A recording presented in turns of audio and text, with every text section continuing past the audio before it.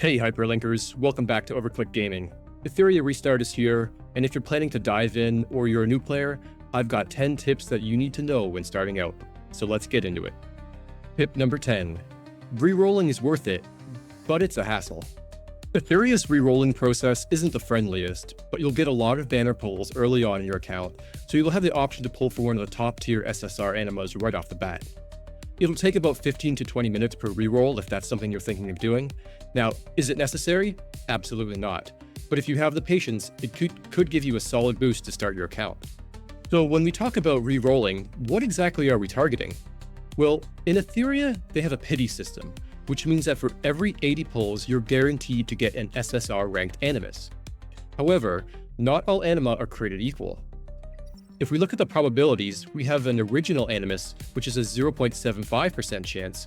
However, what we're actually targeting are the apex animus. These have a 0.25% chance, which means if you hit SSR rank, you've got about a 25% chance of getting one of these 6 characters here. These are the ones that we're looking for. So if you re-roll, you want to target one of these. The best ones currently are probably Messiah or Lily. Tip number 9. Save your targeted banner. Speaking of pulling for characters, Etheria has a banner which is known as a targeted summon. This gets you an SSR anima of your choice with only 40 pulls. However, don't waste this banner right away. You should pull on the permanent banner and build teams based on the animas you get, and only use your targeted banner if you are stuck and need an addition to your team to help you get through the content. Tip number 8. Shells and modules equals power. Shells are your weapons, modules are your gear. Together, they're your biggest source of power. Early game, focus on shells. They give raw stats and powerful matrix bonuses. Skip farming the low tier modules. Start that grind when you hit red rarity, or you'll waste time and coins. Tip number 7. Don't sleep on the free characters. Lian and Ling Lo, the free characters you get, are some of the best in the game. Lian is your early game AoE nuke, and Ling Lo from the 7-day login event is arguably one of the best healers in the game. Don't ignore them. Invest into them and they'll carry you. Tip number 6. Think of the Hyperlink Charter as your GPS. If you're ever feeling stuck or lost, the Hyperlink Charter tells you exactly what you should do.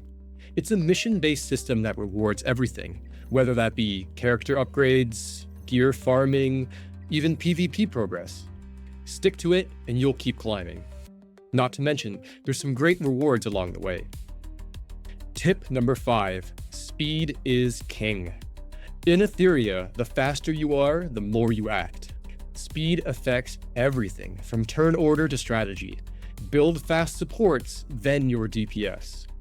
Most sets boost other stats, but speed mostly comes from subsets, and the Swift Rush or the Swift Raid set. Both of these drop from the Doki Doki boss.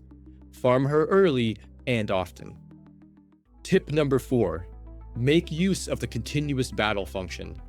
Once you 1-star a stage, you can farm it on auto. Better yet, make use of the continuous battle settings and customize the attack to best suit the team that you have developed. Walk away or do other tasks in-game, and come back to your loot later. Tip number 3. Don't overinvest early. SSR units cost a ton to level and to ascend. Early on, focus on SR characters like Grey here who are easier to build. Many SR characters are viable even late game. Avoid upgrading these low rarity modules beyond maybe a +3 or a +6. You'll replace them fast enough and upgrading is expensive. Tip number 2. Prioritize the story progress. Everything from dailies to features like unions unlock through story progression. Your first priority should always be the story. Unlock features, earn rewards, and build momentum. Once you're stuck, then pivot to farming or side content. Lastly, tip number 1. Join a union early. Unions are Etheria's guild system, and they're amazing. You get daily rewards while working through the weekly quests.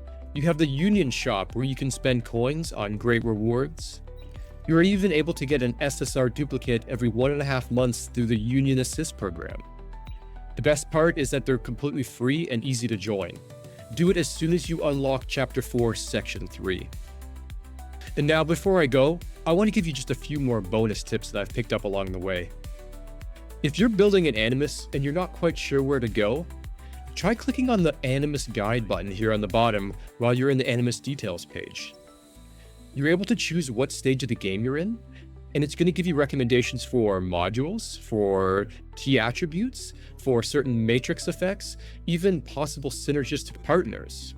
It's a great resource for those people that are just beginning and building out their teams. Even if you're not into PvPing, doing at least the minimum challenges per week, you're going to get these reward tokens. With these, you're able to go to the shop and you're able to buy important upgrade materials like the perfect lattice or the orange shadow print, even anima prototypes if you want to do more pulls. Also, don't forget to pay attention to the random events that pop up in Etheria from time to time. This particular event that's going on now, Dazzler Pulse, you can see it has some pretty decent rewards for pretty much just logging in and doing some very basic runs each day. Super simple. So there you go, guys. 10 essential tips to get you ahead in Etheria Restart.